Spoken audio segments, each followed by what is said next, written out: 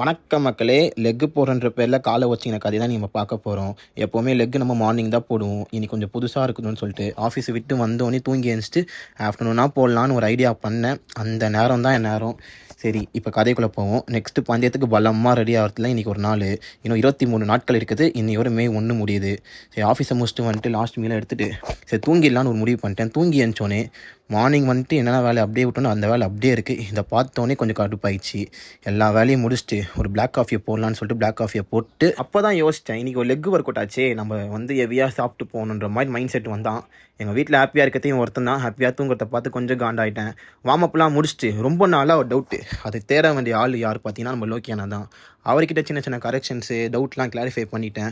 அவரும் கரெக்டாக சொல்லி கொடுத்தாப்புல. நானும் வீடியோ எடுத்துகிட்டு டெய்லியும் ப்ராக்டிஸ் பண்ணு அப்படின்ற மாதிரி சொன்னார். 23 நாட்கள் தானே இருக்குது, பண்ணால் வந்துடும்டா அப்படின்னாரு. அம்மா பண்ணால் வந்துடும் அப்படின்ற நம்பிக்கையில் அங்கேருந்து கிளம்பிட்டேன். லெக் ஒர்க் அவுட்டு போடும்போதே டவுட்டாக இருந்தேன், லெக் ஏதோ ஆக போகுதுன்னு. அதுக்கப்புறம் தான் லெக் ப்ரெஸ்ஸில் போட்டேன். லைட்டாக ஒரு சின்ன மிஸ்டேக்கு, லெக்கு போட்டு முடிச்சுட்டு லைட்டாக பண்ணும் போது விட்டேன், வாங்கிக்கிச்சு.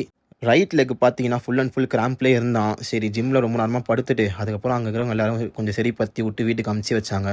வீட்டுக்கு நொண்டி வந்துட்டு வீட்டில் இருக்கிற மீலை சாப்பிட்டு, என்னடா ஃபுல்லாக கலர்ஃபுல்லாக இருக்குதுன்னு பார்த்தீங்கன்னா ஒன்றுமே இல்லைங்க. ஒயிட் ரைஸ், வெஜிடபிள்ஸு, வீட்டில் வச்ச ரசம். இதை சாப்பிட்டு முடிச்சுட்டு ஆஃபீஸ்க்கு தர்றது தான் பிளானு.